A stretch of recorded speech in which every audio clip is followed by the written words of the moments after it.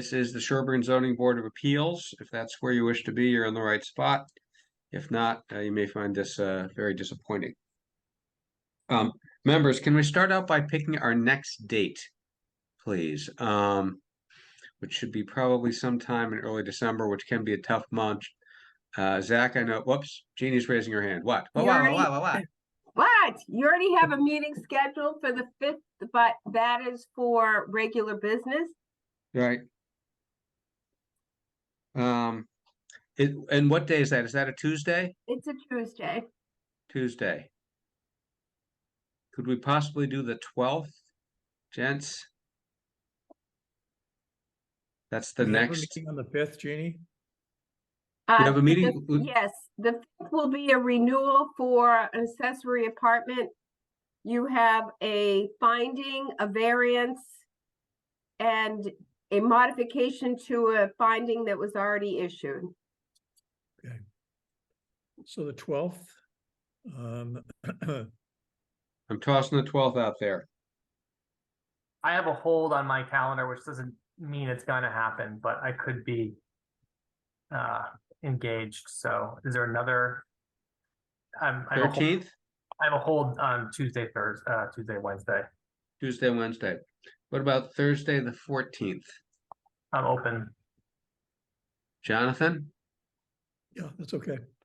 All right, let's go with Thursday, December 14th for our next meeting. Okay, wonderful. And this, when we continue everything tonight, remind me that's what we wanted to continue it to.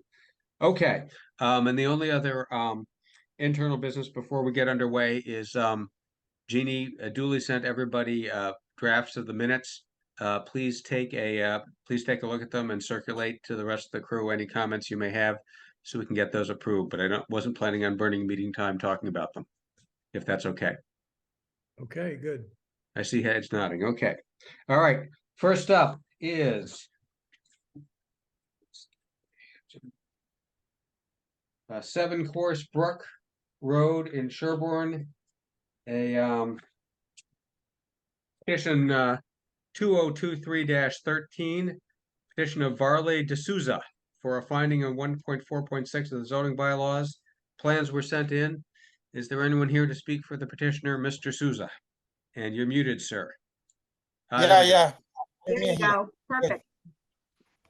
Good evening. I'm very happy for approve this today anyways. Okay. And is there anyone else here to speak for you? Oh, Chris Canny, the building commissioner. I'll have a go at this one. Okay. This is a project at 7 Coursebrook Road, which has been sort of on the table for a couple of years now. It started out life as the owner was going to renovate the interior of the house. And so in doing so, he triggered some Board of Health upgrades that were required, and it's taken quite a long time to get a new septic system installed, signed off, a few years.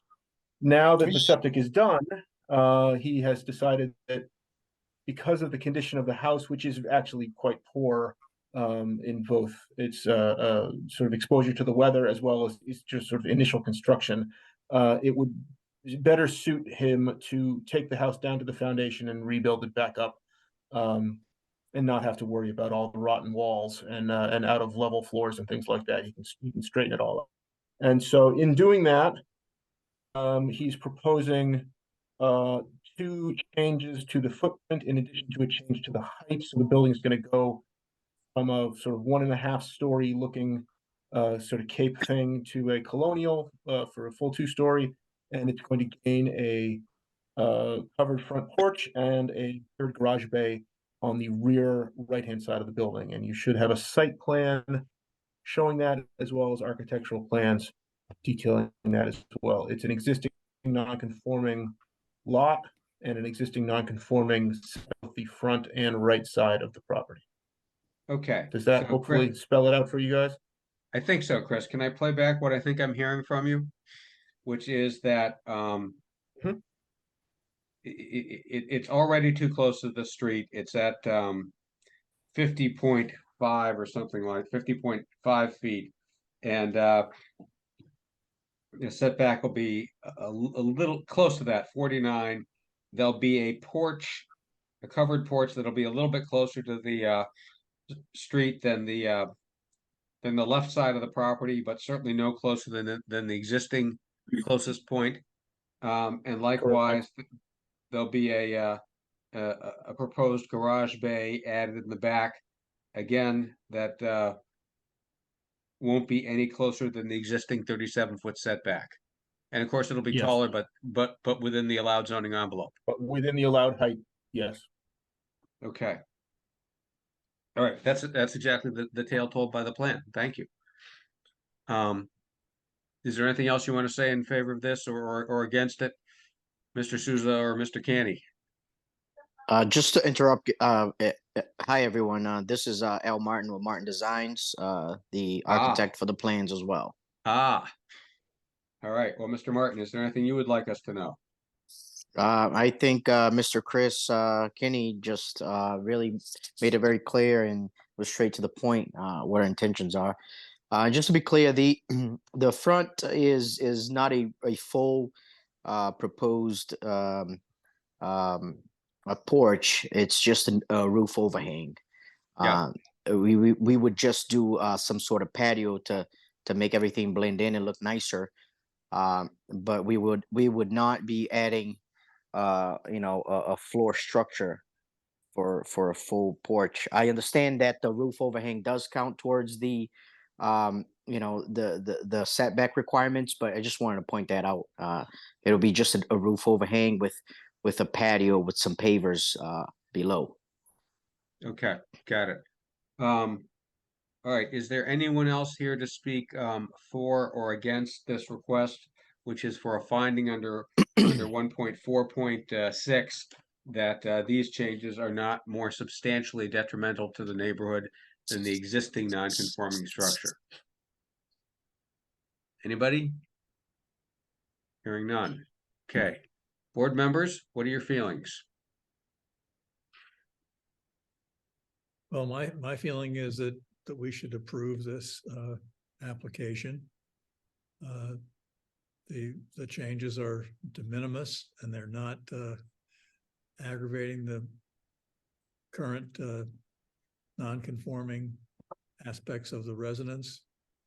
And in my view, it's an easy call. Okay. Approve the Zach? Sean said it more eloquently than me, so I'm just gonna second that and no objections. Okay, so we'll take Mr. Fitch's commentary as the form of a motion that the petition be approved, so long as the structure is built in accordance with the plans submitted to the board. And that was seconded by Mr. McBride. I'm in full agreement with McBride and Fitch. Any further discussion? You ready to vote? Okay, all in favor? We have to do it by roll call. Novak votes aye. Fitch, aye. McBride, aye. Okay, Mr. Souza, and Mr. Martin, thank you. And Mr. Canny, you're an excellent advocate, although usually you're our zoning enforcement officer. So new role for you tonight. Well done. Thank you very much, Mr. Canny. Okay. Oh, wait, Daryl Beardsley has her hand raised. Just for a comment, the standard that the Board of Health will just need to review the new house plans to make sure that they align with the size of the septic system that has just been put in. Right. We'll put in our usual condition that it has to comply with all other requirements of all other town boards. Thank you. Okay. So that's it for 7 Coursebrook. Pretty quick and easy. Now on to maybe not so quick and easy. All right, so we've got two continued 40Bs tonight. I wanted to speak for just a minute on 2 questions that came in on process in between our last hearing and this one. One of the questions was, well, can the peer reviewer be asked or required to review materials submitted other than by the developer. And Mr. Haverty has weighed in correctly under the regulations that the board's power to require or to provide a peer reviewer at the applicant's expense is limited to materials submitted by the developer. So we could not, for example, say, gee, we require Tetra Tech to review the Horsley materials that were submitted, and we're going to hand that bill to Mr. Murchison. That's not allowed under the statute.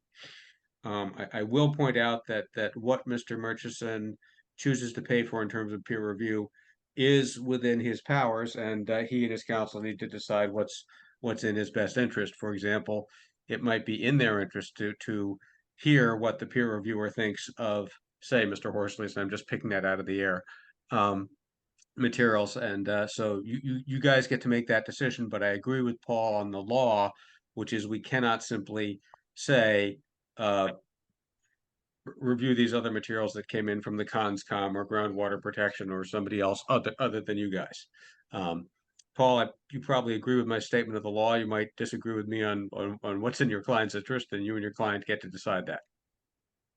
Mr. Chairman, thank you. For the record, Paul Haverty, Blattman, Bobrowski, and Haverty representing the applicant. I agree completely with your discussion of the law. I don't necessarily agree completely that it would be in my client's best interest to agree to everything, but it may, in certain circumstances, be in my client's best interest to agree to some expansion of what can be reviewed. And of course, we'll take a look at that on a submittal by submittal basis. Perfectly fair. Okay. So that's one housekeeping matter out of the way. The other housekeeping matter was a question came in. What if the 180 days for our hearings runs out? And Paul, I haven't counted the days, but I think it's mid-February, some time frame like that, runs out, and we haven't reached a conclusion of everything we want to talk about. And the answer to that is the board does not have the power, Paul, you can keep me honest once again, as you always do. The board does not have the power to require an applicant to extend that 180-day period. That's within the applicant's discretion. Now, most applicants are trying to get a project approved with conditions they can live with. That's their goal. And therefore, it's often in their interest, if they think the board is working diligently and trying to not just drag things out and be obstructionist, to grant the board's additional time if there are live issues and the board's being constructive. So that's kind of how that balance works. Technically, the applicant can always say, nope, that's it. You have to close the hearing at 180 days, and we'd have to close it. But then they might wind up with conditions they might not like, or we might have to make decisions based on less information than everybody would like us to have. And that's how that negotiation works. Mr. Haverty, how did I do? You did very well. It's always a difficult decision from a developer's perspective, whether or not to grant an extension, and it very much does depend upon how it assesses whether the board is moving forward in a reasonable manner towards an appropriate decision, or whether it feels that the board is really just trying to string them out. So again, that's an issue that, you know, we can reserve for the future, and we don't really have to address it tonight. Of course, absolutely. We would not expect any commitments tonight. Okay, that brings us back to substance, and let's take the easier one, 40 Greenwood Street. And again, Paul and Bob, keep me honest. I think I've got the state of play here on that, which is that Mr. Booley had submitted for Tetra Tech a report on, I think, everything except the septic. And like a day after he submitted that report, or 2 days after that, the septic plans hit the table. So the septic plans are on the table, but of course he didn't have time to review them, and therefore they're not in his report. Is that fair characterization of sort of our procedural status? Yeah, the septic was delivered 2 weeks ago. That's correct. Yeah, I'm not casting any aspersions about when anything happened. I'm just trying to describe the sequencing. Sure. Mr. Booley, do you have a time frame for being able to react to the septic plans? We'll also probably hear from the local Board of Health on that, and they're a subject matter expert board, so we're always interested in their opinion. what's your take on how long you'd need to respond to those, sir? Mr. Bowie? I can certainly do it by the next meeting. I didn't, I took a preliminary look at the plans. I didn't see anything outstanding that would kind of preclude them from developing this project. Okay. So it's understood that they're going to have to go through the Board of Health as well. So I'm perfectly fine saying that this project is probably ready to be conditioned. Okay. And Daryl Beardsley, I see that you're on. Will your board have had a chance to review these plans and give us some input by the next meeting, which is probably going to be December 14th, a Thursday? I believe so. Okay. So in that case, all right, so let me also ask a more open-ended question. Is there anyone on the call who believes there are other open, unresolved issues on Greenwood Street that aren't well dealt with in the Tetra Tech letter, other than the septic system? Septic and well. Septic and wells, septic and wells. Trying to raise my hand. We see you.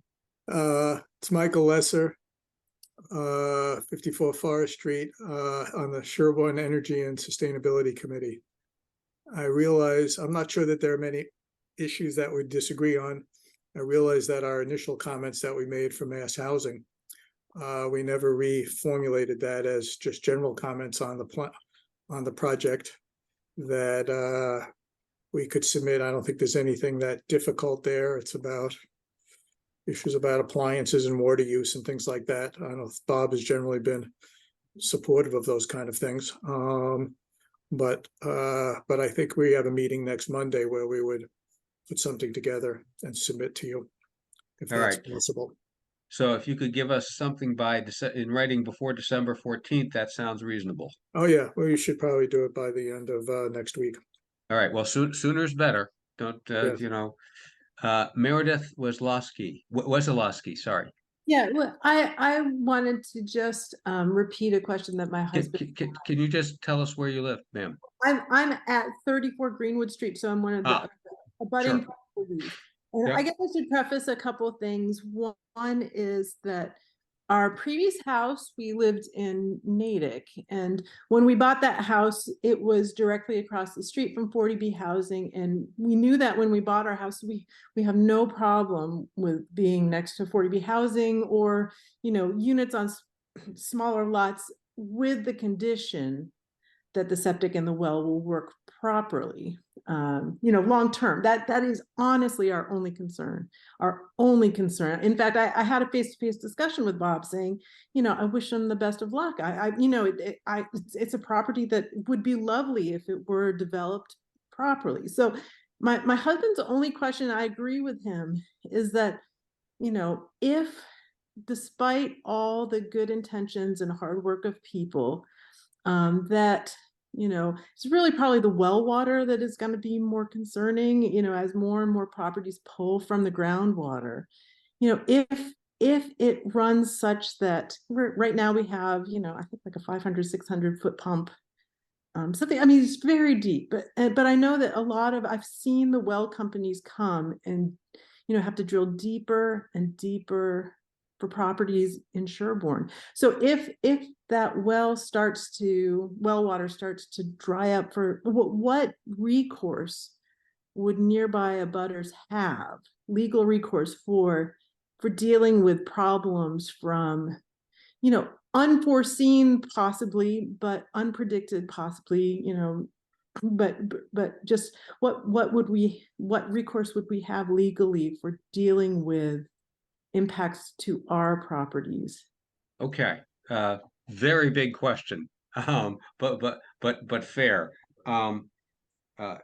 In a town like Sherborn, where everybody's on wells, whether you're across the street from a 40B or across the street from somebody putting in a new house, you know, a couple hundred yards down as I am, it's always the same issue, which is, what if that well affects your well? And the Massachusetts law of groundwater, Paul, you can keep me honest again, is that you don't own the groundwater across the property line, and each property owner has the right to reasonable use of it.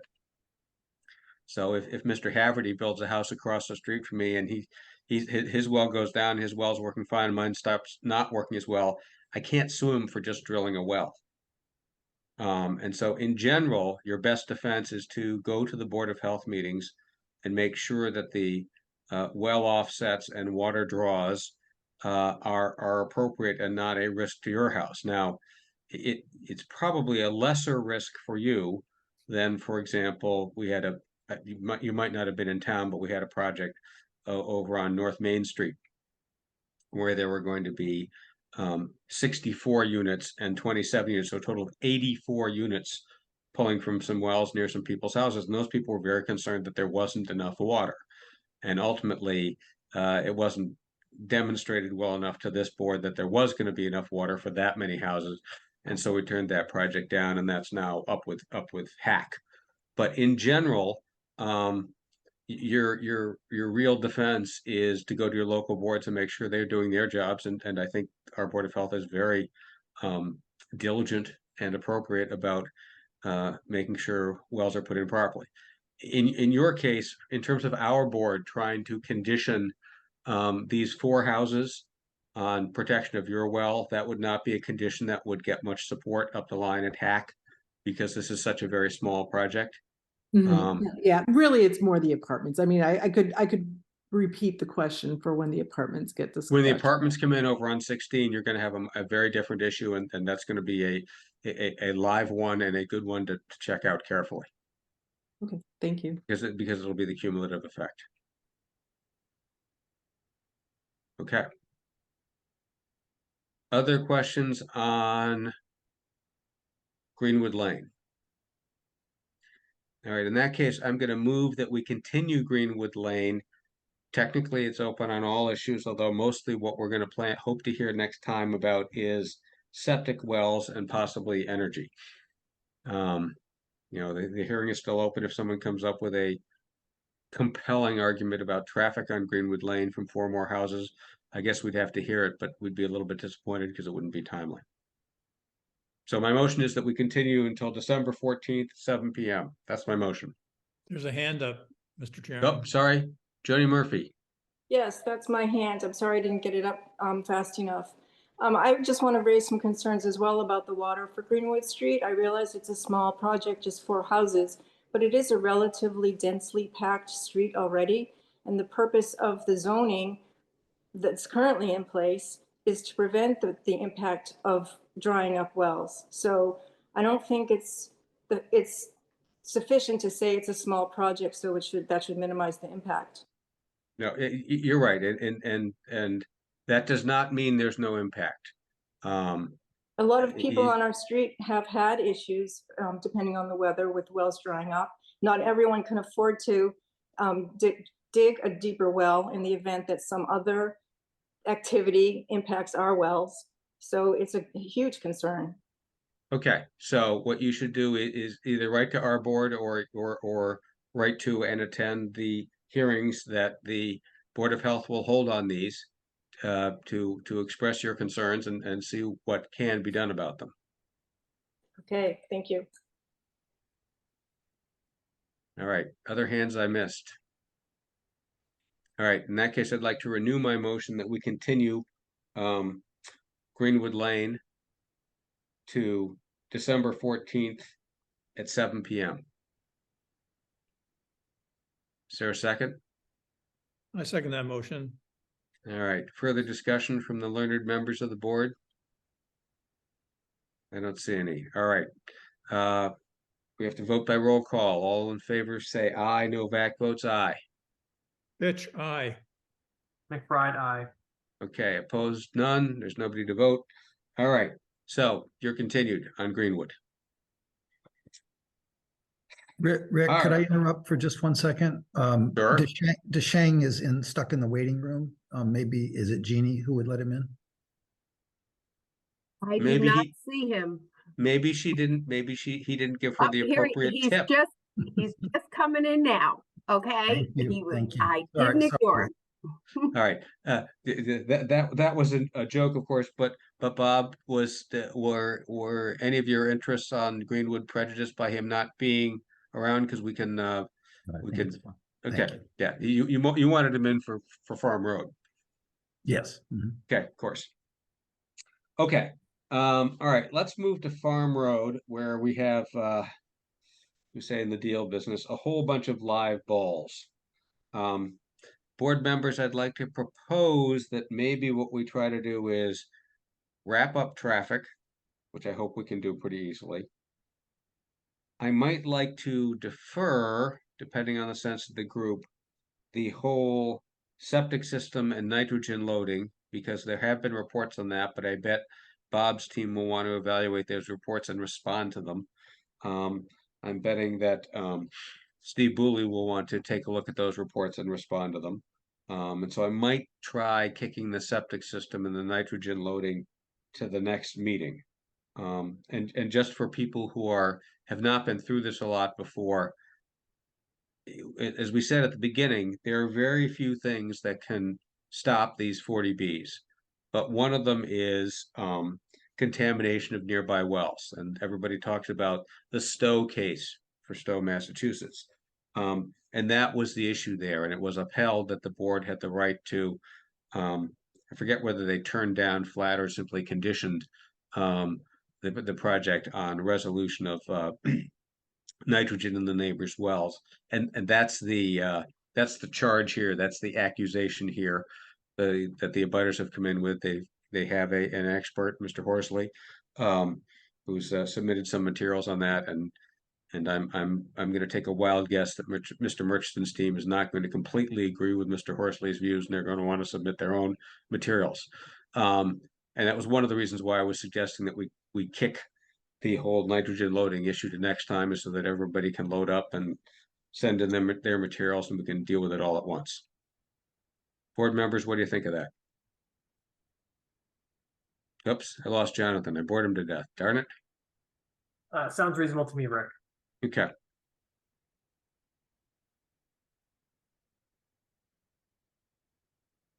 He's there. He's just muted himself. Okay. Well, maybe you needed a bio break or get a drink of water or whatever. It's allowed.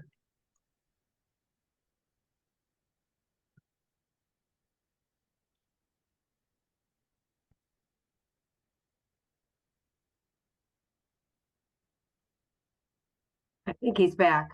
There he is. Apologies, I'm back. No worries.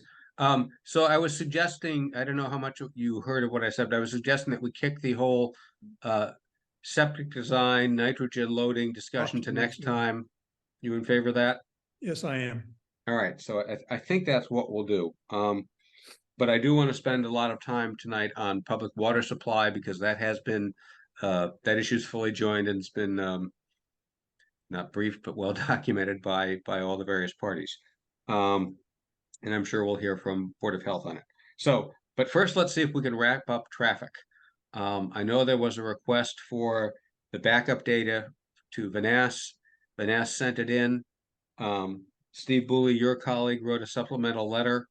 And I think, if I recall that letter correctly, everything was fine with traffic, except that you had a series of recommendations in your letter of things that should be done, like looking into striping and the like, and you were looking for a response, if I read your letter correctly, from the development team to your suggested, maybe there were conditions, maybe there were suggestions.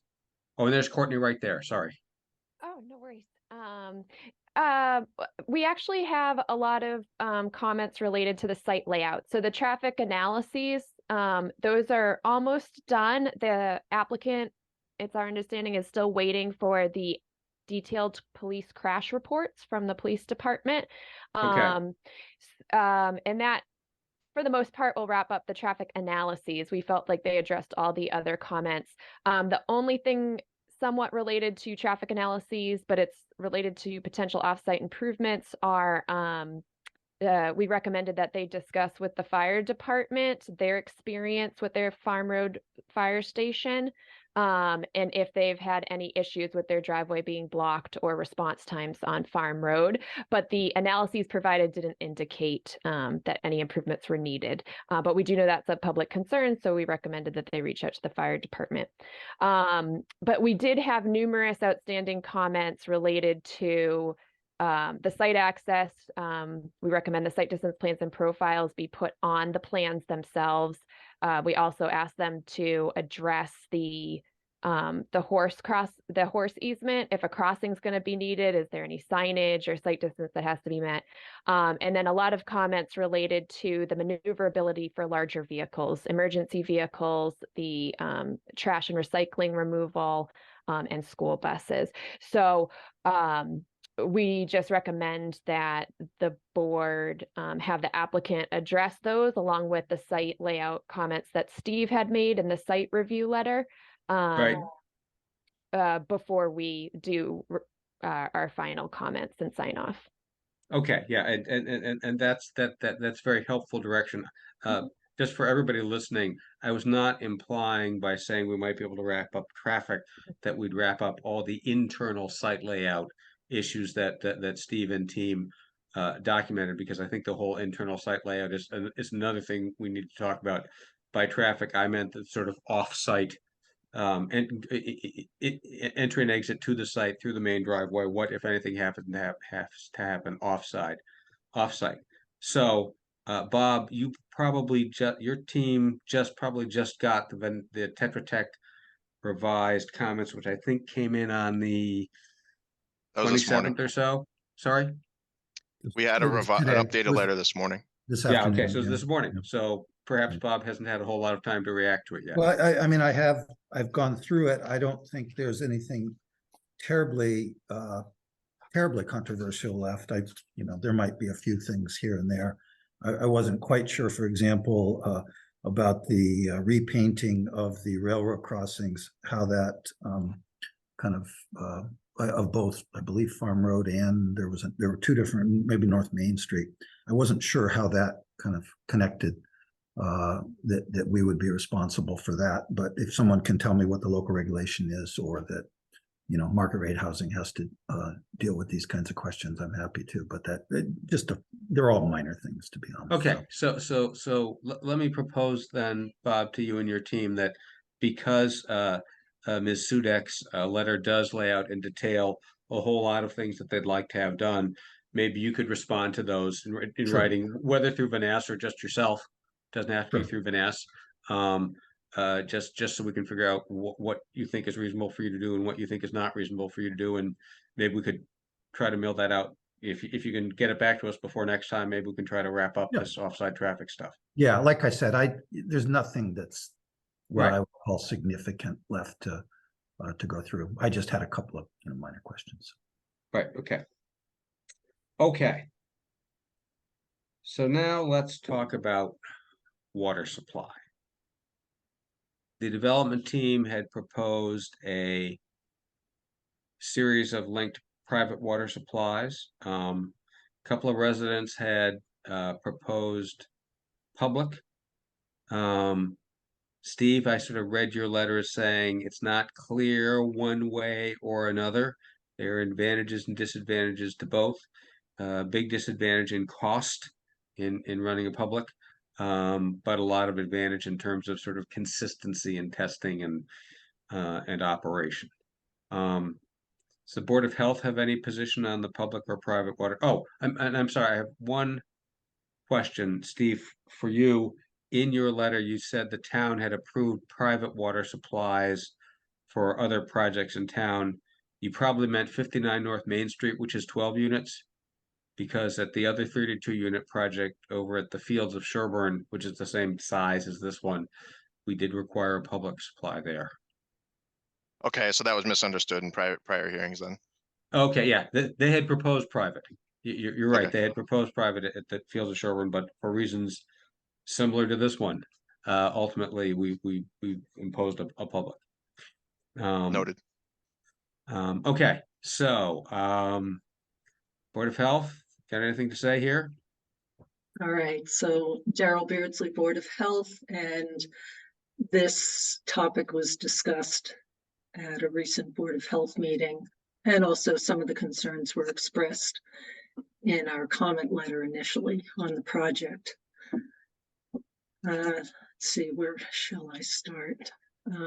And oh, if at any point, right now we have myself and one other member from the Board of Health, but if anyone else does join, we have posted this as a potential meeting, and I would call the meeting to order. So first thing is just on the question that has been posed to us about the Mass DEP determination about this being a private water supply. And I reached out to Mass DEP just to confirm what their process is and what their determination meant. And they were very clear that what they're asked to determine is whether or not the water supply as proposed trips any thresholds that then would qualify it as a public water supply. And they were very clear that they are not making any expression of a preferred status, that it be public or private. They are merely applying their rules to what is presented to them. And the key threshold, the characteristic that was not met by this, is that each individual well has less than 15 service connections and is intended to serve less than 25 people. And so really their determination was not that this is private is better or public is better. It was just to say that it did not reach that threshold.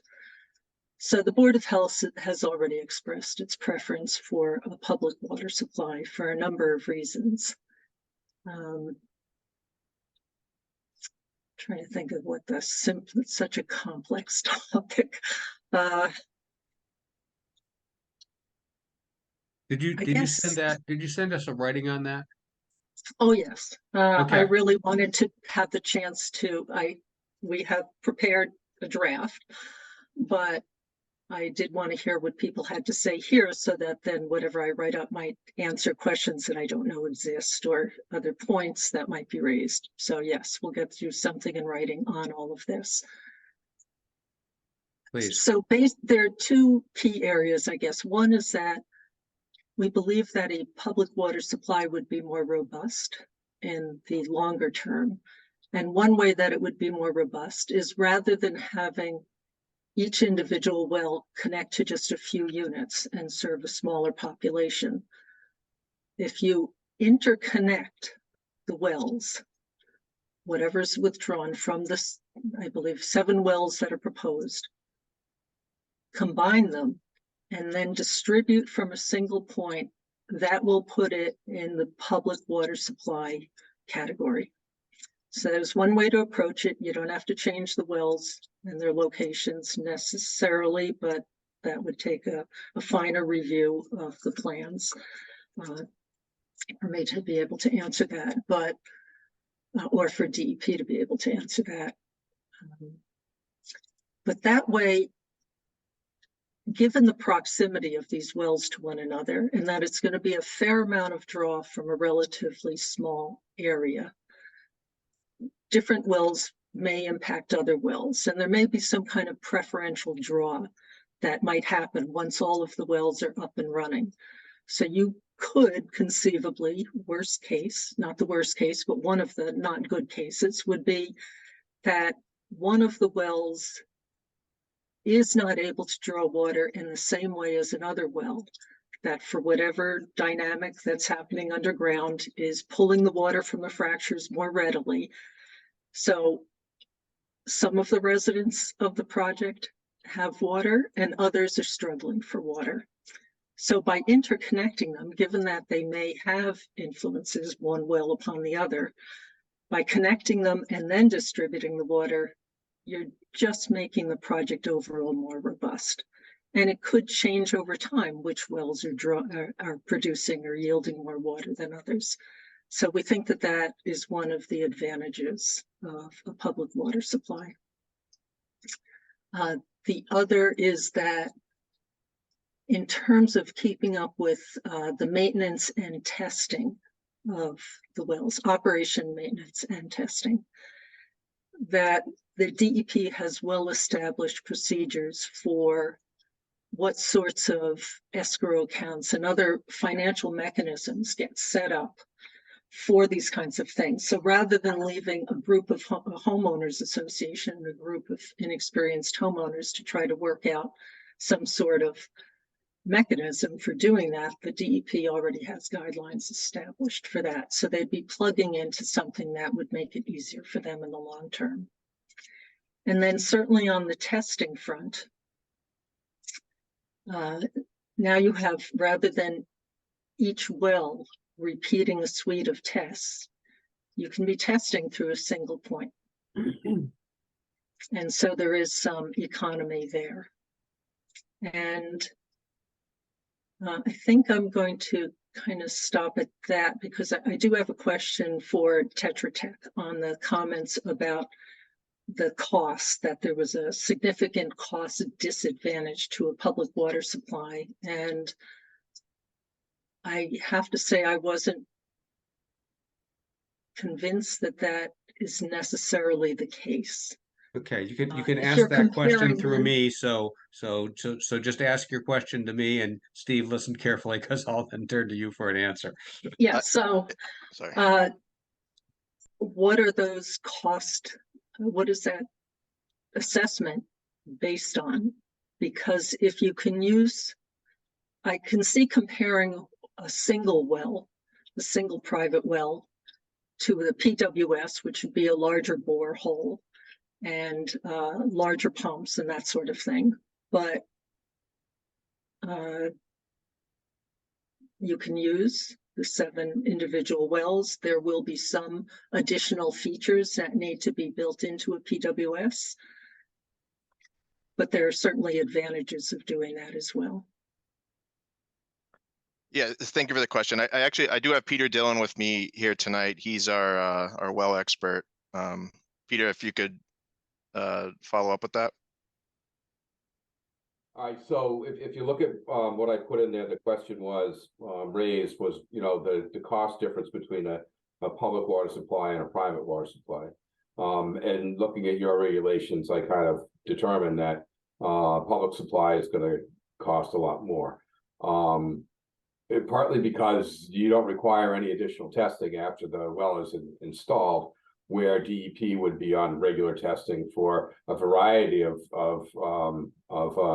parameters that can get kind of costly. I mean, PFAS analysis alone is $300 a sample, and even if you're just doing one. But I think what the real cost is here, is, in addition to that, is that you need to have a certified operator basically on call to take care of all the reports, et cetera, that you need to file with DEP, where private supply, that's not required. The upfront testing is absolutely way more expensive. A well like this would cost probably $30,000-$40,000 each. Each source would have to be pumped, tested individually. You would need a backup water supply, a community. It's considered a community system if it's a public supply, and so you would need backup for a second well to supply the same amount of water. Now, if you went to a public supply, you may not put in 7 wells because then you have the Zone 1 requirements, which are it can take up a lot of property. The Zone 1 can only be used for water supply purposes. There can't be any other activity within that Zone 1.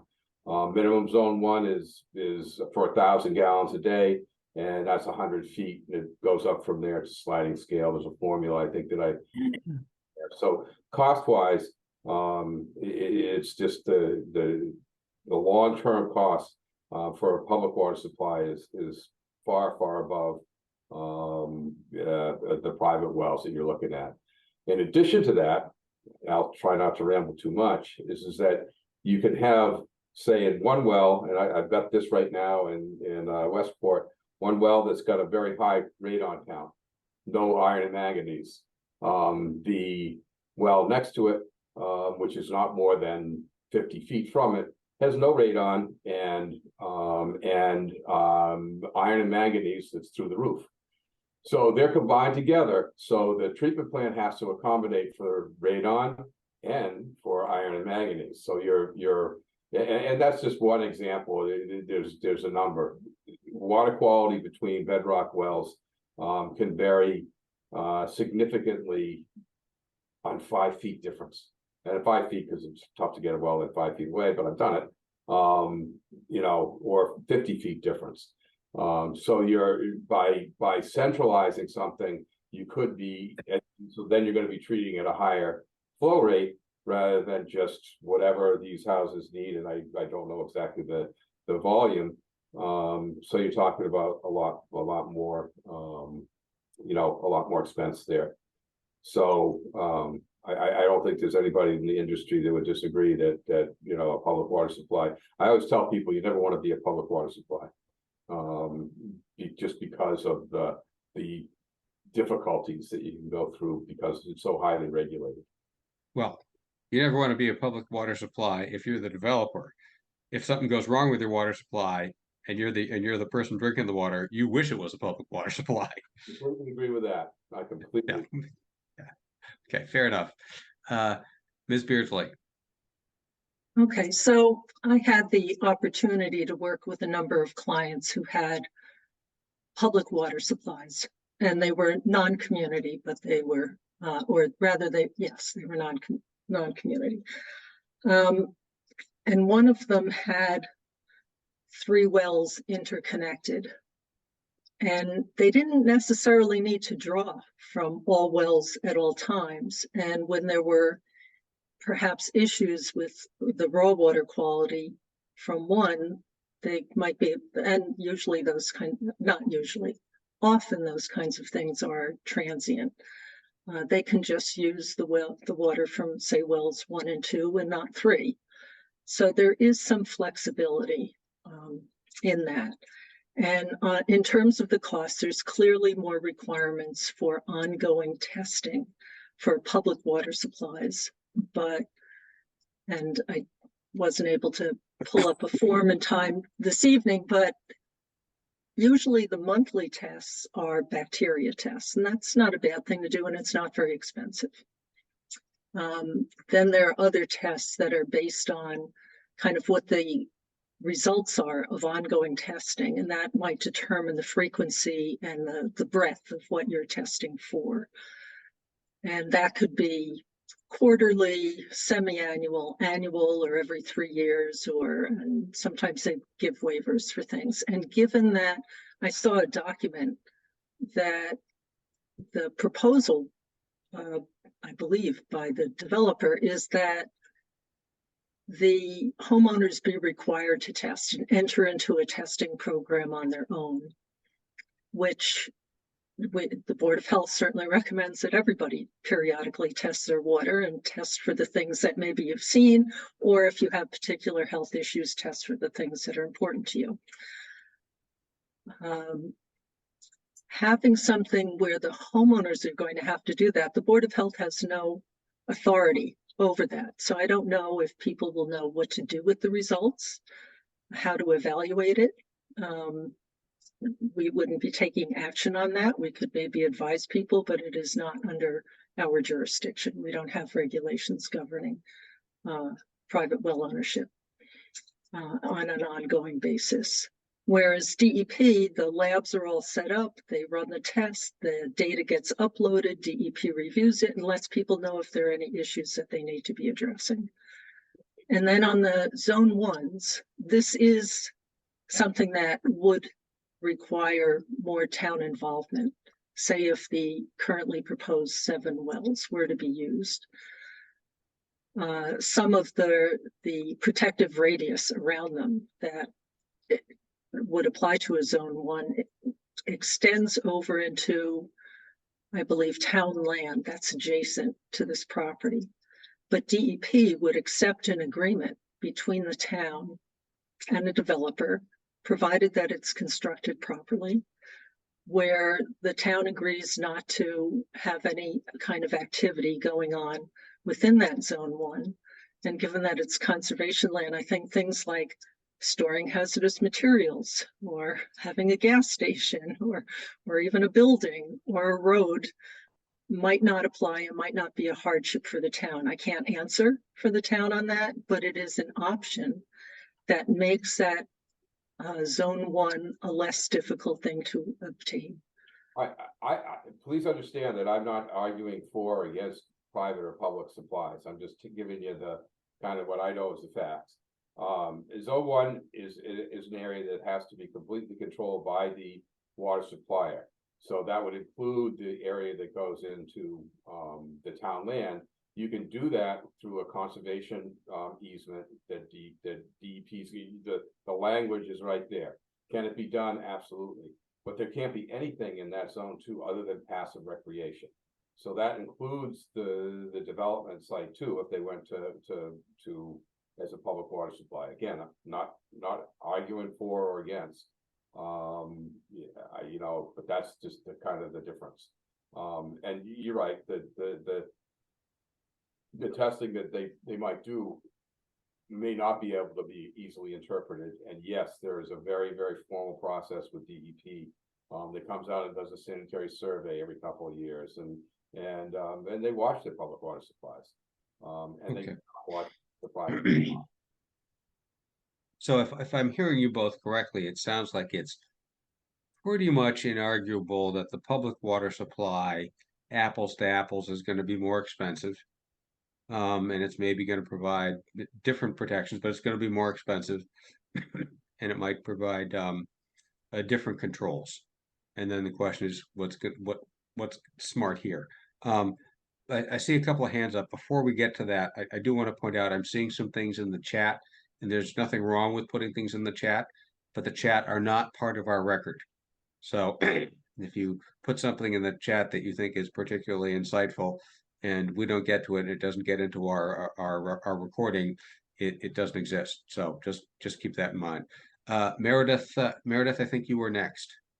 Yeah, I just have a general question. I had reason to look into what was going on in Millis with regard to water testing and the PFAs that were found there, and the absolute havoc that has been wreaked in the water treatment plant that they're going to have to, or it's at least under development at the moment, from having a 20 part per trillion, I don't remember PFA standard. That's the 20 parts per trillion. Yes. Yeah. There was an older standard, and then that standard was changed by the county, and then the public well there measured, I guess it was 20.9 or something. It was just a teeny tiny above what was the new threshold, but then that for that town just a mess. I mean, just a mess with regard to their water system. I mean, they had water shutdowns, they had all kinds of problems. If you guys have been talking to people from Millis, so if something, I mean, that's one town down that's still well water. Well, it's not one town down, it's everywhere. I'm in the real estate business, and it's in every single town, and it's a gigantic issue all across New England, in Maine. But what I'm not poo-pooing it, but what we can't do is impose on this developer for a 40B rules and regulations and PFAS treatments that we don't impose on ourselves. Yeah, I guess so. This is a general question. It's not specific to developments. Just what is the town considering on this particular topic? Because this is it's gonna hit us probably kind of soon. I mean, it sounds like if just our southern neighbors having to grapple with it now. Well, and it's clearly here too if people tested for it. Daryl, or if someone from Groundwater Protection wants to talk about the town's very briefly about the town's overall approach on PFAS, we'll hear you. It is a much larger question than just Millis or just this project. It's everywhere. It's a global problem at this point. So just on one level for the town owned wells that are PWSs are tested, and there are some plans to install treatment for that.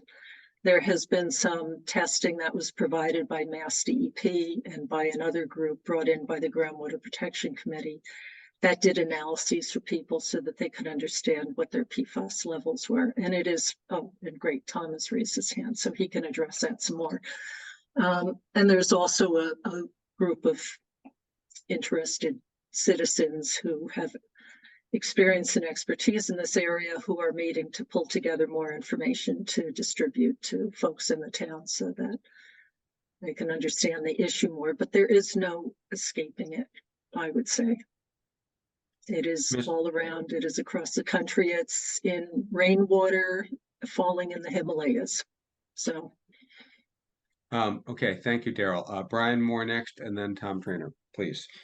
Does Tom want to opine about PFAS, or should I go ahead with getting back? Well, to the if you're willing to let Tom go first, I'd like to have Tom go first because I want him not so much to opine on PFAS, although if he can say something about it quickly, that's fine.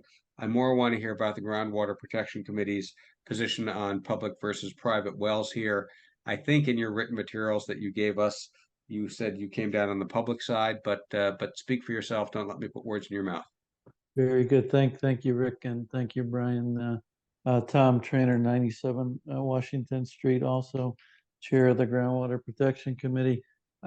Just following up first on Meredith's question, the town administration and our committee, Board of Health, everybody is well aware of the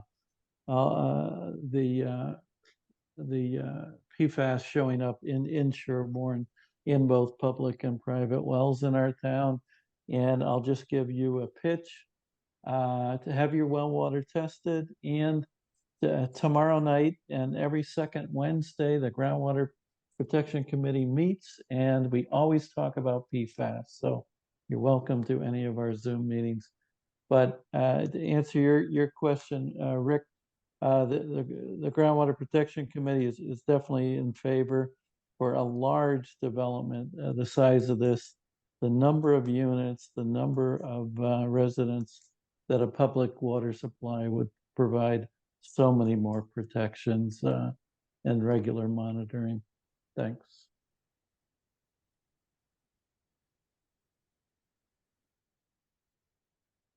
Brian Moore, you're next, please. Thank you. Brian Moore, 49 Farm Road. I live right next door to the proposed development.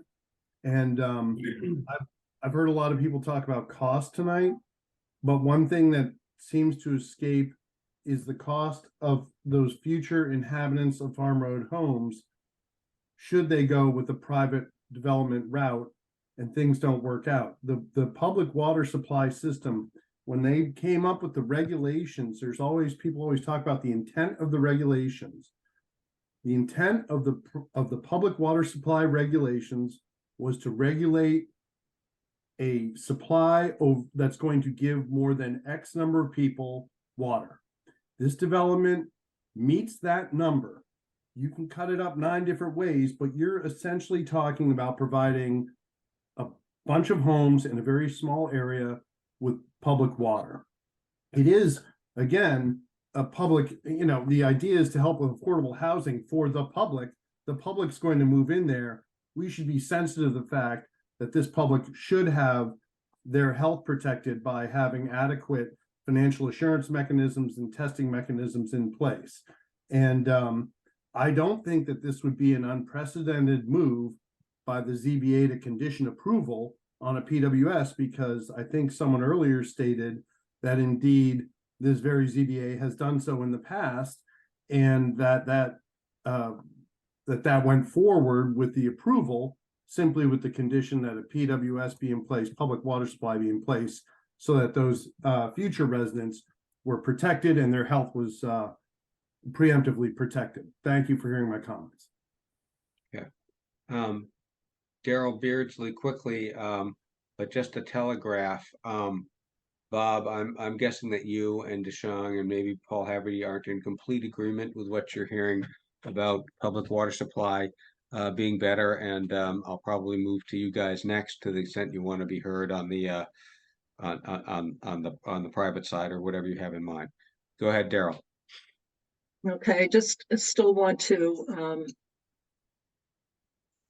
I guess, counter, there may be more costs, but I don't know that they are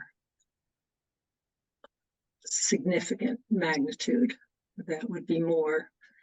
Part of that is there's just some mention of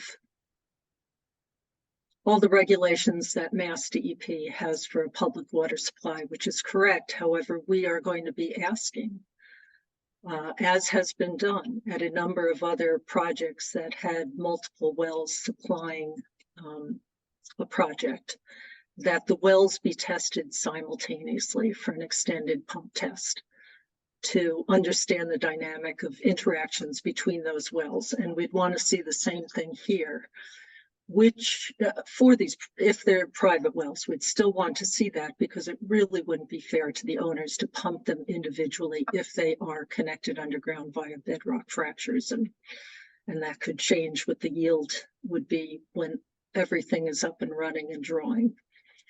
So that test that one would normally think is only ascribed to public water supplies, we'd want to see for this project for the protection of the future residents. Thank Right. you. Mr. Dillon, sorry. Yeah, I don't know how to get rid of the lower my hand, okay. If you look at our recommendations, we recommend doing just that. And we recommend doing it now. You know, a water supply is probably the key to this, to almost any project. At least I like to think so, because that's what I do. But we recommended that something similar to what would be done for a public water supply be done now. Wells be installed, water quality tested, pumping tests similar to what you would do for a public water supply, which would include all the you know, evaluation of interaction, et cetera, on wells that are certain distances away. You know, you approve this project, and you know, whenever it gets contested or whatever, 2 years from now, somebody comes in and puts a well in, and you don't have the quantity, or the quality is not where you want it to be, then you're back to the drawing board. You can't move these wells around a whole lot because of the zones of protection, not only if it's a public water supply or if it's a private water supply. You know, these locations are stuck because you have other things that you need to fit into this. So that was our recommendation. And of course, you can do what you want, but. Right, got it. Okay, thank you. Very helpful. Ms. Raggy, quickly, and then I'd like to go to the development team. Sarah, I know you already spoke before, and I know you already wrote us a very articulate letter about why you weren't a big fan of the private water supply where you live now. What would you like to share with us? You're muted.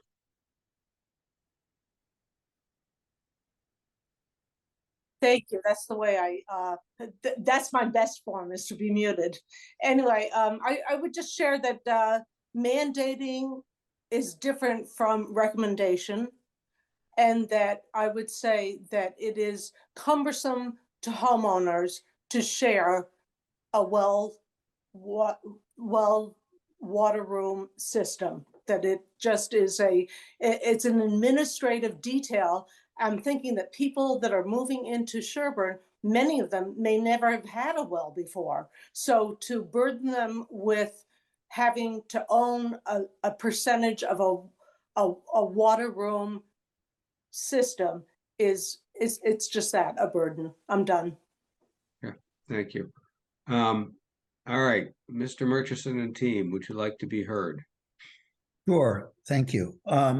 So I'm not going to spend a lot of time, you know, kind of debating this issue. I've spoken a fair amount in prior meetings, Rick, on this topic, and explained my perspective.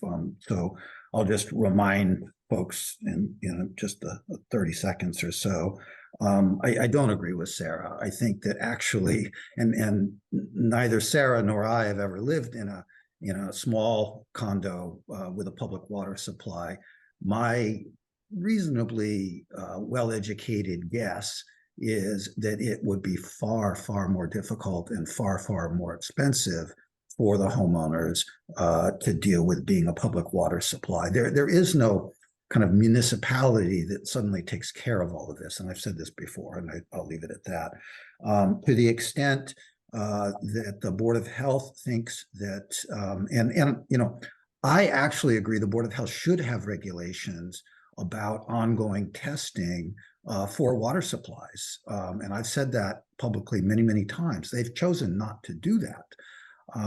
And what I would say is, to the extent the folks who live in the community want to pay the money to do the very extensive testing regime of a public water supply, they're absolutely, that's available to them. They could hire, the people at Farm Road could hire the same, I think it's called Whitewater, that the town hires to run the public water supply over at Woodhaven. That's all available. And as I said, the reason we've chosen to be private is primarily because of the expense to the homeowners, not to the developer, to the homeowners. And then secondly, the location of the wells is much, much better. It's much further from the neighbors. It's much further from our septic system and the neighbor's septic system. It is a much, much better way of bringing the water in from the perspective of public health. So I'll leave it at that. And then I'll say, that and I think this is important, Rick, in terms of our process and you know, not so much the debate, but I would ask, what is the local regulation that that you're trying to hold us to, that you would hold for market rate housing? I developed Abbey Road, and I understand there's a slight difference. Abbey Road was 4 or 5 wells, and this is going to be 7. But you know, we did that, and you know, Sarah's issues that she's brought up have nothing to do with the water. They have everything to do with complexity caused by fire suppression. I explained that last time. But I would ask, what is the local regulation that's at issue here? All of our wells, as private wells, meet all of the setback requirements with the exception of a property line, and we can talk about that with town conservation land. But with the exception of a setback to a property line, we meet all of the the location requirements of the Sherborn Board of Health. And so I don't see how the board should be making a determination about us being a public water supply when DEP has said that we will not be regulated given the information we gave them, and we have to live up to our end of the bargain and build what we showed them. And I think that's all I have to say. Thank you. Okay, fair enough. And well put and very concise. So thank you for that. Does anyone else want to be heard at this time on the public water supply issue? I see Michael Lesser's hand up. We'll hear from you quickly.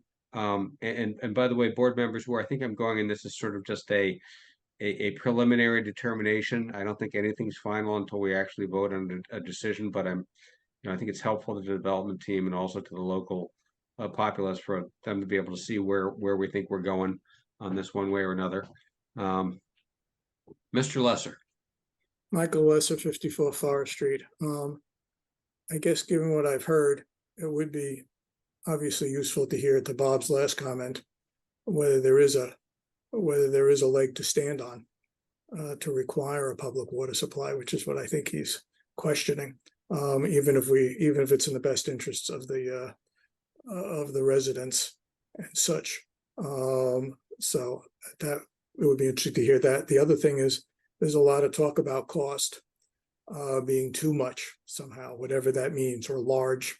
Maybe it's something that would be useful to actually get some reasonable cost estimates to see what everybody's talking about as being large, small, not a big deal, so that it's not just about a bit of throwing around adjectives.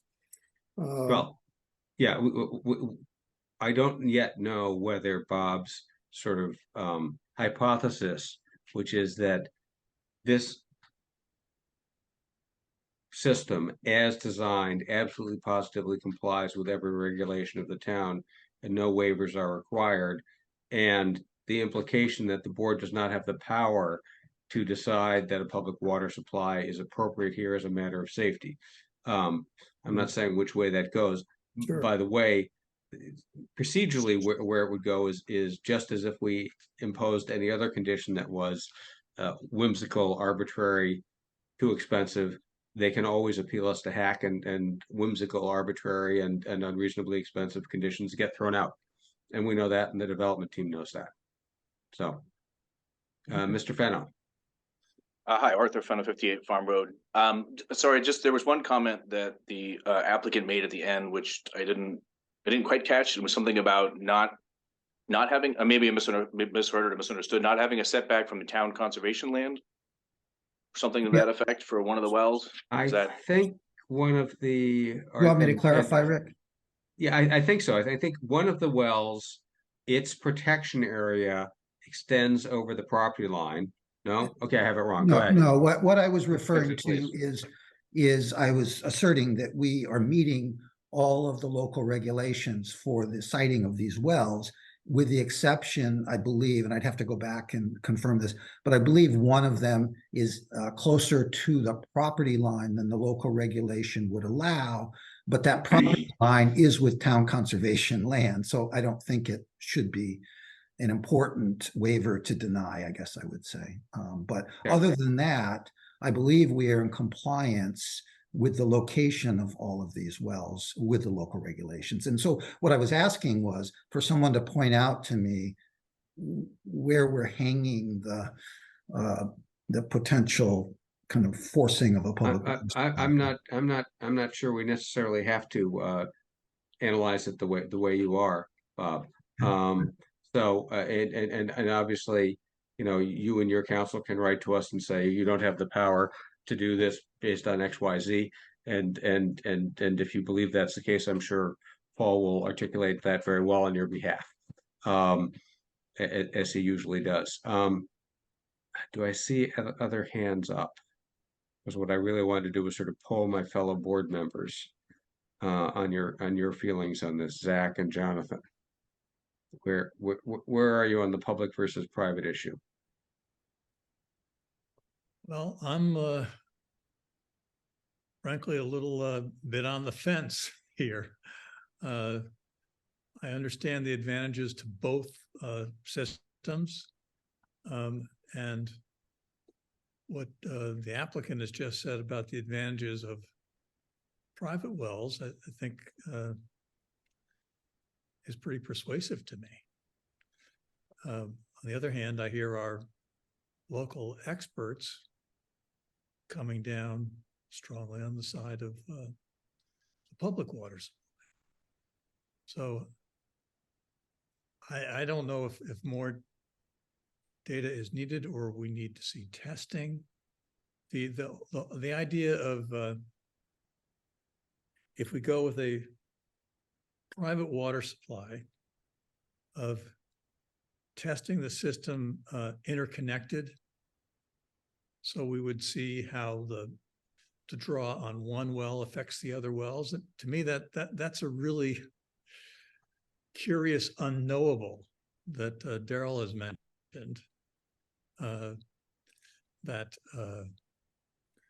we just don't know, I guess, sort of in a vacuum, whether or not one well is going to have an impact on another well. I mean, it seems logical that it would, but I don't know. We wouldn't know unless we test it. And can we test a private water supply before making a decision on public versus private? I think that's hard because I'm fairly sure the wells aren't there now, and obviously how and when they're built will depend on what regulatory regime they're under. We can't fairly ask the developer, oh, drill them as private, and then we'll tell you later which way is right. That's not going to work. You're right. Okay, so all right, so you're sort of on the fence. You're open-minded either way. I mean, I am on the fence, and Michael's point about what are the costs, really, the differences. I'm not really persuaded that the public system would be that much more than the private system. I am concerned about the private system costs landing on the doorstep of these new homeowners over there, unexpected. Public system, right, which is presumably higher. Yeah. I mean, I think if I heard Mr. Dillon correctly, it's pretty much inarguable that the public system is going to cost more. Question is how much more and whether it's worth it. But I don't think, I didn't hear anyone say, oh, sure, it can be done just as cheaply. I thought that the applicant said that private well system could have unanticipated costs landing on the homeowners with problems with specific wells. No, Didn't that hear was that, Bob. opposite of what I said, Jonathan. What I said was that a public water supply, when it comes to maintenance and testing, will be a lot more expensive. At Michael's point, I don't know the numbers, but it's substantially more expensive because you're required to test much more frequently. But the thing to remember is that either way, whether it's public or private, all of the costs are paid by the homeowners. Sure. Either way. Yeah. Well, all of the ongoing maintenance costs are paid by the homeowners. Yes, that's what I meant. The initial cost, correct, is paid by them in the form of their purchase prices. That's correct. Also, yes, exactly. Yeah. Mr. McBride.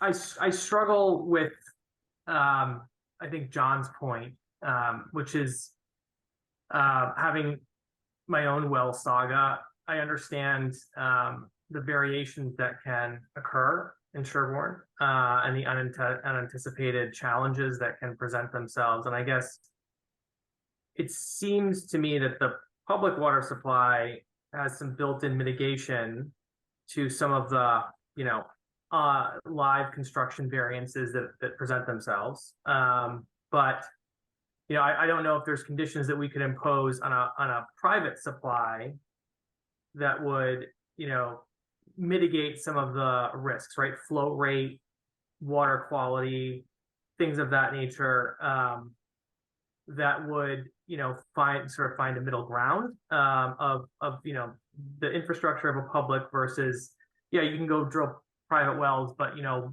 you may have to frack, you may have to do other things because the flow rate is poor. So I just don't know if there's conditions we can impose on the private side. Well, certainly on it from a technical legal standpoint, and again, Mr. Haverty will correct me if I have this wrong, but if we went with private, I think we could put conditions on it. It's private with the following additional testing regimes and things like this. Again, subject to that ceiling of we can't be arbitrary, unreasonable, uneconomic, but we do have some ability. I think I see his head sort of nodding a little bit, which is the best I get from him usually. Mr. Chairman, I agree that the board does have authority to impose conditions upon a private well. Of course, that is limited by the overarching purpose of Chapter 40B, which is that you not render a decision that renders the project uneconomic. Of course, yeah, well put. Okay, so it sounds like the sense of the board right now is not clear. Open-minded. I don't think we can reach a final decision. My own view, I'm sort of leaning much more towards public water supply because as Mr. Dillon was saying, well, it has this and that and the other, and he was listing them as downsides, and I was thinking those are the upsides. It's going to be tested all the time. It'll be, for 32 units of housing, that's a lot of water coming out, and it makes sense that they should be even more paranoid about their water than I am about mine. And I have mine tested regularly. Not for PFAS, because I know what I'm going to find. It's there. Mr. Wang.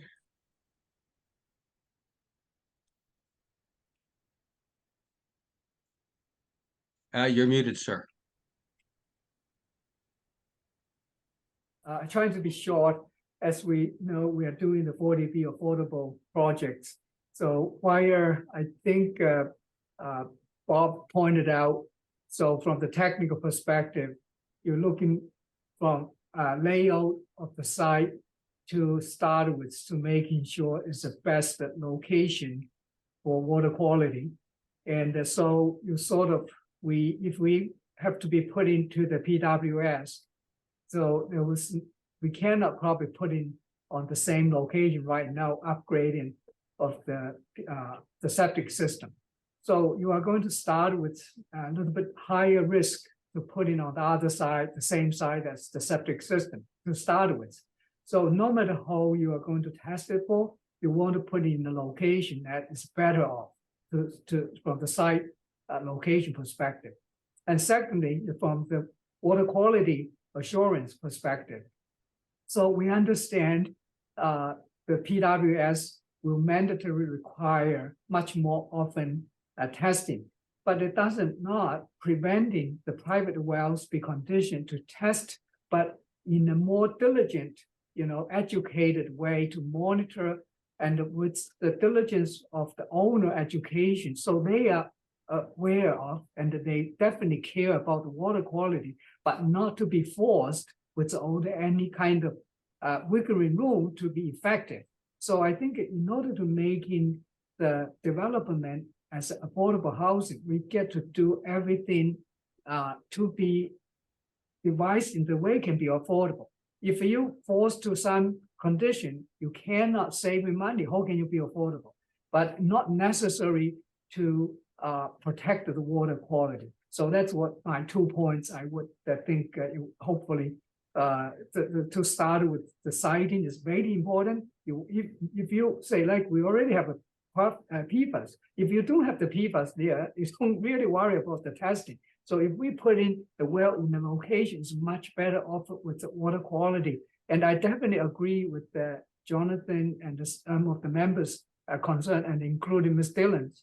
So you get to make sure in the process testing the quantity and the quality in the process of developing the wells. So which including, say, if they are interconnected, how they will impact each other. Will they provide adequate water for each of the group of people? That's very reasonable to consider technically, rather than argue just for the purpose of a PWS or private. So that's my just 2 cents. All right. Thank you, Mr. Wang. Mr. Moore. Thank you. Yes, there's just 2 I'm things. sorry, First, Deshaun, can you lower your hand, your little electronic hand? Thank you. Thank you. I just want to remind everyone here that there have been some other occurrences in our town as of late where public water supply wells have become contaminated during the process of development.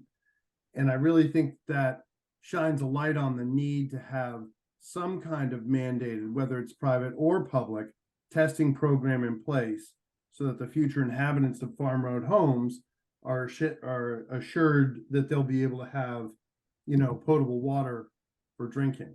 And secondly, I heard someone say before that, bringing this whole topic of uneconomic viability for the 40B, and I've been reading that manual on the 40B. If I'm not mistaken, if that's a claim the developer is making, I believe that entitles the ZBA to pro forma financials for the project. And I'd be very interested in seeing if we could obtain those and put those into the record so we could understand maybe the degree to which public is more expensive than private, because I have a feeling the developer has already run the numbers every which way from Sunday. And maybe instead of us having to do it on the taxpayer's dollar, the developer could simply provide us with his pro forma financials and his cost projections. Thank you. Well, certainly, Mr. Moore, if the developer wanted to do that, he's free to do so. He'd be the first one I ever ran across, but I'm always willing to be surprised. And I don't think that what Mr. Haverty said has put us yet in the procedural context in which we could demand the financials. So I think at this point, we'll see the financials only if Mr. Haverty and Mr. Murchison choose to share them. And I'm looking at their faces and I'm thinking the answer is probably no at this point. So. Can I respond to that quickly? Sorry, you broke up, Paul. Sorry. Can I respond to that quickly? Please. Yeah, so the way that the 40B regulations work, the only time in which the board is entitled to receive and do a review of financials is if at the end of the process, after all peer review has been completed, the board provides the applicant with a draft decision that contains all terms and conditions and waiver decisions. If the applicant responds and indicates that they will not agree to that decision because they believe it renders the project uneconomic, at that point, the board is entitled to request a pro forma, and the applicant would provide it, and the board would be able to, conduct a review of that. And of course, that is all subject to the 180-day time period for the board to complete its process, and the applicant is not under any obligation to extend the process to allow that review to actually occur. Right, so. So it's to the way extent in the board future. wants to. For the Yeah, but to non-lawyers, the that's extent way the in the board wants to future if do it it. happens at all. To the extent the board wants to do it, you've got to get a draft decision out, fairly Right. well in advance of the close of the public hearing. Right. Okay, I think it was Mr. Murchison and then Daryl and then Michael Lesser. Go ahead, Mr. Murchison, please. Thank you, Rick. I just want to make clear that, one of the primary reasons for this decision was the location of the wells. As Deshang was repointing out, the location of the wells under a private system is far, far better starting place for quality of water than to put them over on the other side of the development just above the septic system, which is the place where a public water supply, because of the geometry of the site, we'd be required to put them there. And so, that's something that's very, very important to me. The cost is less about my cost as the developer and more about the cost to the homeowners, including affordable homeowner folks. So thank you. Right, okay, thank you. Daryl Beardsley, then Michael Lesser, please. Okay, so I'd like to reiterate that the Bob, can you put your hand down? Your electronic hand? Thank you. So part of the robustness I see from a system of interconnected wells. And there may be the potential that where the wells are now would meet Mass DEP requirements for their zone 1. But again, I have not reviewed the plans in detail for that yet. And part of that configuration argument is thinking of putting a single well on the property where the entire zone 1 fell within the property boundaries. But as I mentioned earlier, there's a way around that, especially with the interconnected wells. Part of the issue in terms of costs from my perspective is that if something goes wrong with one well, you're going to have some small subset of homes there who are going to bear a very large burden. But by interconnecting them, you're adding some resilience, similar to what's happened with Woodhaven and Leland Farms. By combining those two systems, they've been able to cut out the low-performing wells and wells with other problems and treat together for the treatment that they happen to need there. So that's part of the issue for me. It's not just the cost, but it's how a burden might fall disproportionately on a subset of the residents in this project, and that their options thereafter would be difficult because of the density, and partly because also of the very large septic system, which is concentrated, a large volume. From past analyses that have been done on other properties similar to this in town, other projects, the steady state long-term levels of contaminants that might be found in the groundwater might be quite high. And so that's a complexity with this. And so having this network of wells might help address it, and having very routine testing will also address that issue. Okay. Bob, do I recall correctly that the form of ownership you have in mind here is condominium? That is correct, yes. All right, so is there a reason, and I'm not trying to be cute, is there a reason why the condominium association couldn't own all 7 wells? So that all 7 wells would be a shared common expense of everybody. And if one of them fell, it would fall on everyone, the same as a common driveway. Yeah, I mean, I agree. In a perfect world, Rick, that would be a better place to be. But that's not allowed by DEP. So DEP will not allow one owner to own several private wells. I'll say, wait a second, that's a foul. That is correct. Yeah. Okay. See, I knew it seemed too good to be true. All right, thank you. Michael Lesser. Michael Lesser, 54 Forest Street. I guess Darrell made one of my points about the future interconnect, the future burden, and how much it gets shared, and to what extent individual wells might have different experiences in the future if they're not interconnected. And I guess coming back to the cost issue, it would be interesting to see, or even talk to the rising tide people where they decided to go with a private, to the public water supply after all the discussions of individual wells, that seemed to be a cost that project seemed to manage to bear.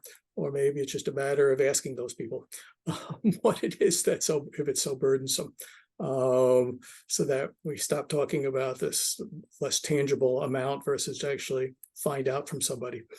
So I'll leave you with that. Okay, Darrell.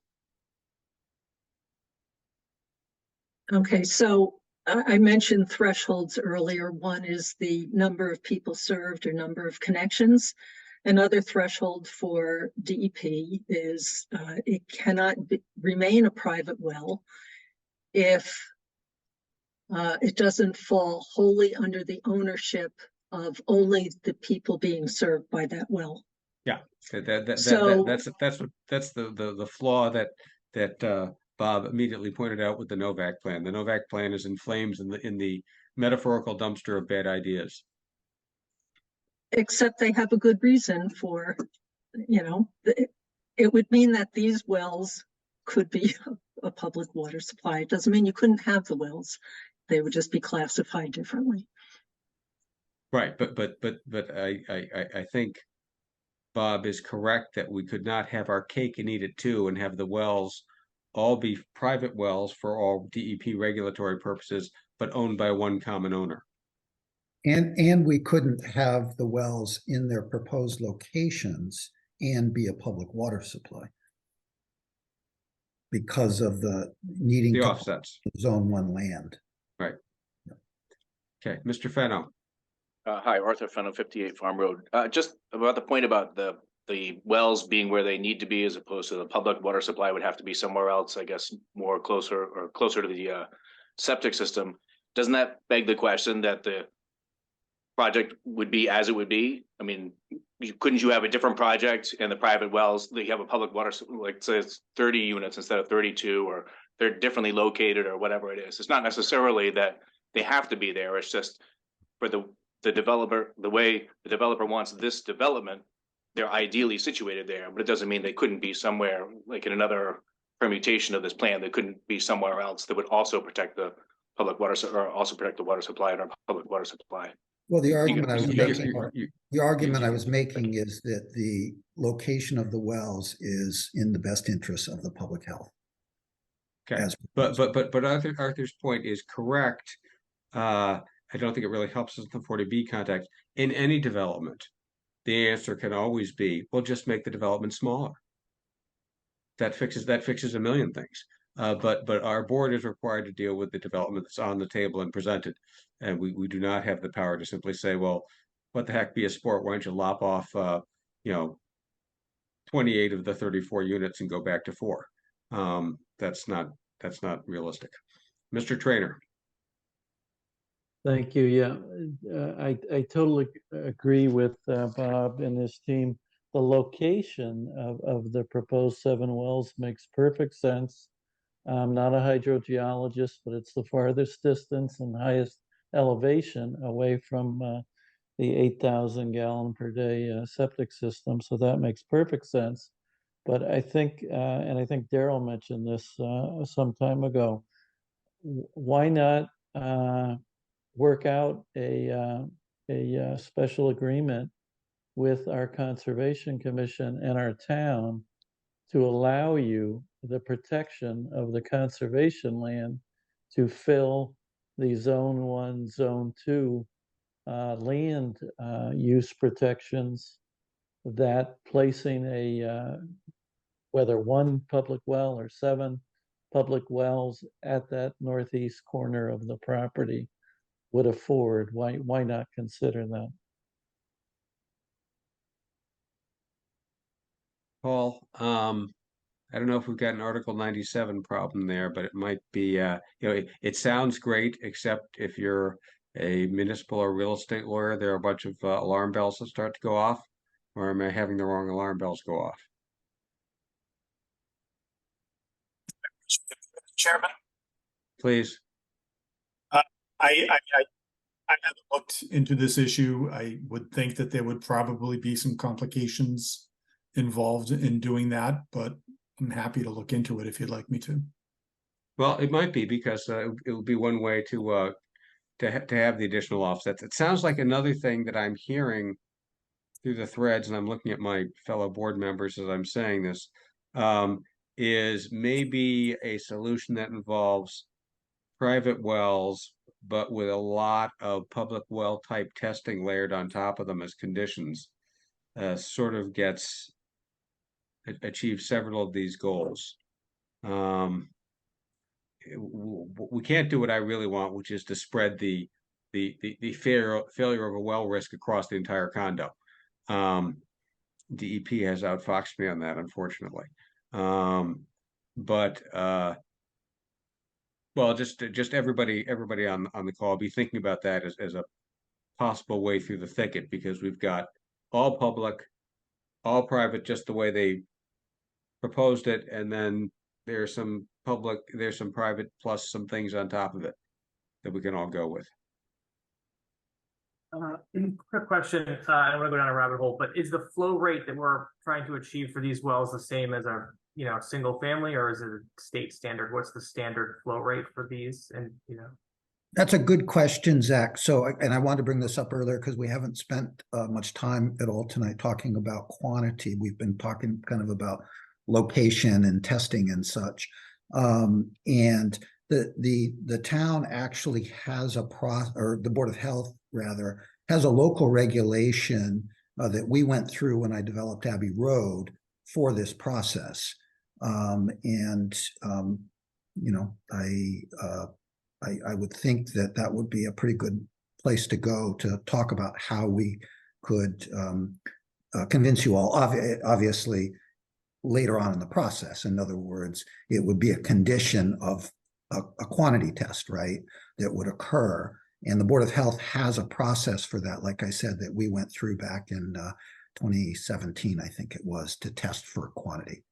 Yeah, in my understanding, and I know there's Board of Health members here, they can correct my misstatement if I'm misstating it, but my understanding is that those flow rates are for single family or residential, right? They're not necessarily, those flow rates and the regulations are not, there's not separate flow rates for, multiple bedroom or multiple units, right? So you have what's the largest amount of bedrooms that one well will service? 12.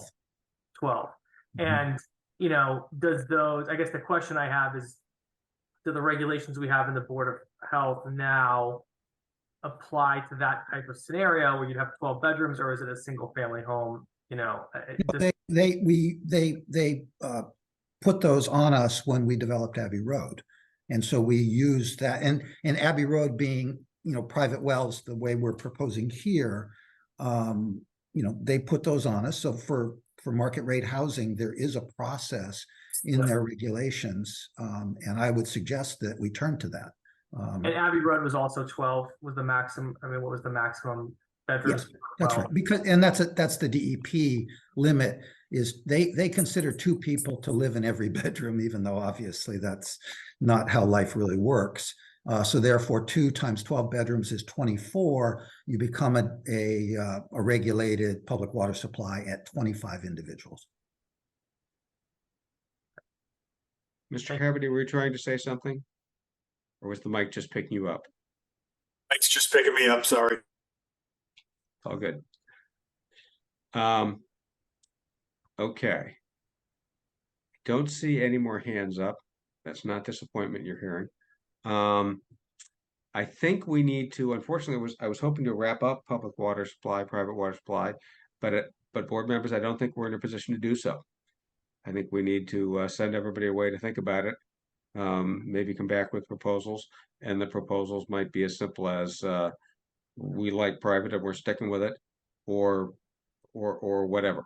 But I would invite everyone interested in this issue to weigh in on what they think is the best solution to recommend to the board.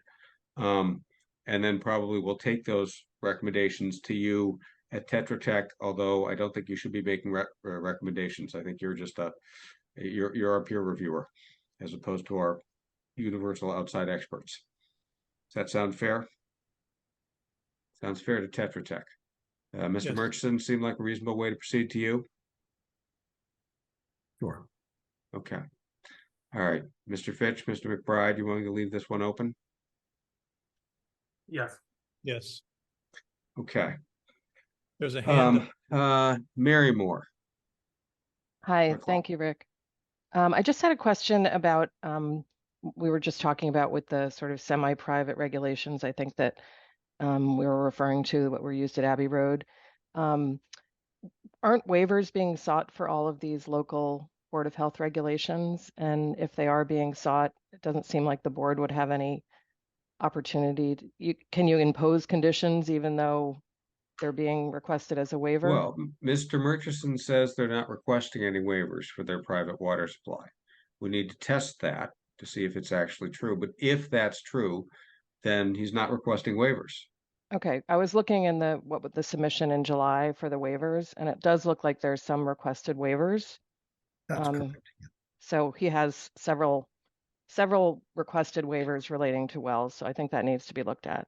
Right. Yeah, I think, Rick, as I said several meetings ago, I've had difficulty sometimes interpreting Board of Health regulations, and they think differently than I do about what they mean.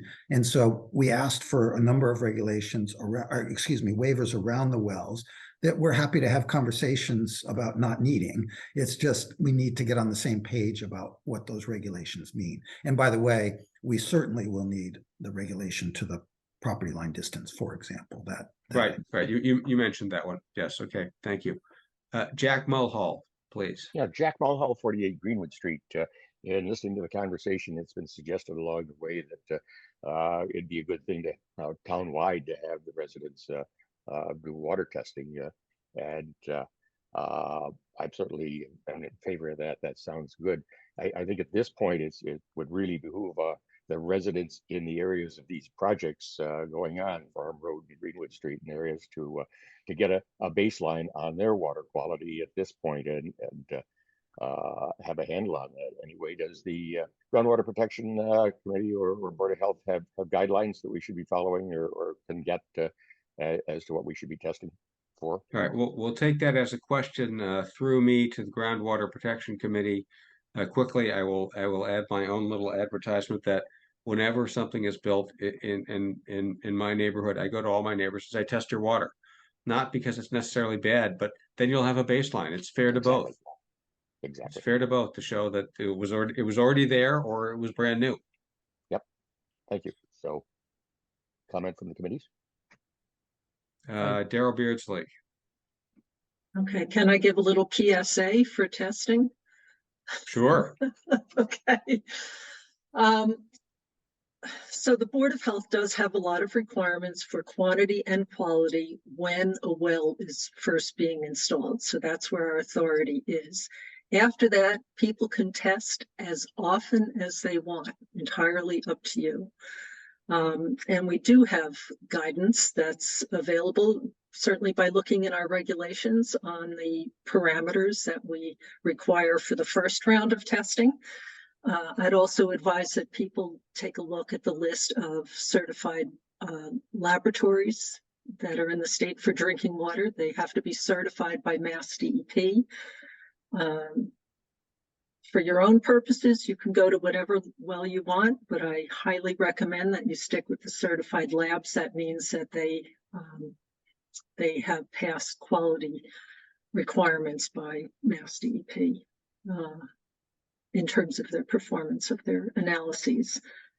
And also you can ask those laboratories for help on what you should be testing for, how to pull the tests, how to grab the samples properly so that you get a representative result. So, and call the Board of Health office anytime that you want help with this. Okay, thank you. Returning to our regularly programming, Tom Trainer. Thank you. Yeah, I totally agree with Daryl. They have the regulatory authority over the private wells. So definitely to answer Jack's question, seek their assistance and guidance in picking the parameters that you choose to have a well tested for. But if you can't get all of your question answered, feel free to contact the Groundwater Protection Committee. We have several people with a lot of experience with well testing on our committee. We can also give you advice and share data with you that we have gathered with variety of programs we've been involved in. And finally, we have posted on our website a 90-minute Zoom webinar we did 2 years ago on the topic of well maintenance and installation and testing. All right, excellent, thank you. Mr. Wang. You're muted again. Right, yeah, okay, thank you. I just to making the comments on, so sometimes I feel we need to be a little optimistic with all the new technology emerging from the testing and the safeguard of our water. Actually, right now I'm reviewing a testing instrument. It's much handy, smaller one rather than taking to the lab. So I believe you will see with the AI technology, there will be much better testing method and a more efficient and effective way coming up soon. So that's what I'm commenting on.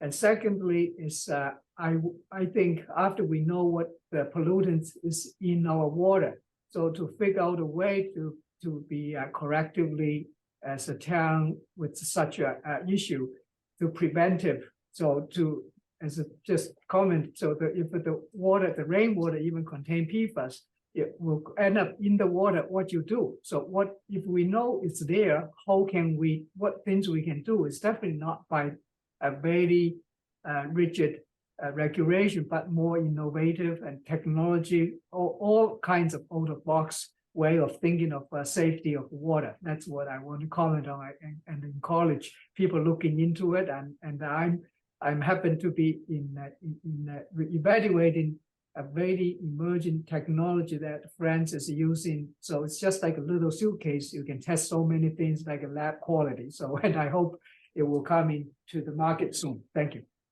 All right, great, thank you. Paige Brody, and before you speak, Paige, you have to explain your picture with the excavator. My picture is of a property that is digging rock ledge and drilling rock ledge that is impacting, in our view, our well quality of water of the surrounding private wells. So that's. And why don't you say for the record where you are so people know whether or not it's next to this site, which I know it's not, of course. Yeah, it's on Wildwood Drive in Sherborn. And the only thing I wanted to add was with respect to the testing. So we've obviously been dealing with this issue for a while, and the issue of baseline testing is problematic in that there are a lot of different companies that test. Daryl is correct that there are certain certified by Mass DEP, which is recommended. But additionally, you need to get testing done at the source before any filtration systems that you might have. And you need to have a chain of custody done so that it's an independent test. So it's not done by you personally, so that if it's ever used in any kind of further action, civil, the like, that you are not questioned as to where that water was taken and by whom. So I just know there's a lot of materials out there, but if anybody's going to be looking at the issue of testing, that is something important that they should be looking at. All right, thank you. Thanks very much. Mr. Moore. It's a very brief comment. I think it's a question. I think, Mr. Novak, I direct my questions to you with the hopes that Mr. Booley at Tetra Tech is listening. And I'm hoping that he'll pay particular attention to the K values used in the mounting analysis of the stormwater system, the aquifer thickness numbers that were used in the mounting analysis of the stormwater system, and other issues that were that we opined on in our multiple letters to your board in the last 2 or 3 weeks. Yes, I appreciate that. Mr. Booley has not yet been authorized by the developer to look at your and your experts' materials because they were not submitted by the developer. That's the point we brought up earlier. So that's really up. Whoops, Mr. Booley is raising his hand. We did comment on all of those items in our letter that we submitted on October 27th. All right. So thank you. Okay. All right. So I think what I'm going to do, it's 8 minutes to 9, is to suggest that we leave the issue of public and private water supply unresolved for now. We invite further constructive comment from the development team or from any of the other commenters. I thank everybody for their participation. I think we need to come back next time on nitrogen loading and where the stormwater goes and where the septic goes. Development team, one thing you may want to think about, and maybe it's not appropriate, but it was helpful at the Fields of Sherborn was, ultimately somebody was commissioned, I think it was Novus, to do a look at the fractures in the rock and which way the water was going and which way things were flowing to sort of come up with a relatively neutral third-party view on what was the best safe way through the thicket there. Maybe that's another idea that goes in the big dumpster of bad ideas. I have lots of them, but I toss that out as something to think about before we come back next time. And with that, I'd move that we continue, unless someone has something important to say, that we'll move that we continue this hearing till December 14th, 7 p.m. Board members, how do you feel about that? I second that. Any further discussion by board members on the motion on the table to continue to December 14? Seeing none. Okay, roll call vote, and I'll combine the motion with a motion to adjourn immediately hereafter, which I'll take you as seconding, Mr. Fitch, correct? I do second that, yes. Okay, all in favor, vote aye. It's by roll call. Novak votes aye. Fitch, aye. McBride, aye. Opposed, none. Motion carries. We're continued to December 14th, 7 p.m. Thank you, everybody, for your diligence and attention to some difficult issues. Thank you, Mr. Chairman.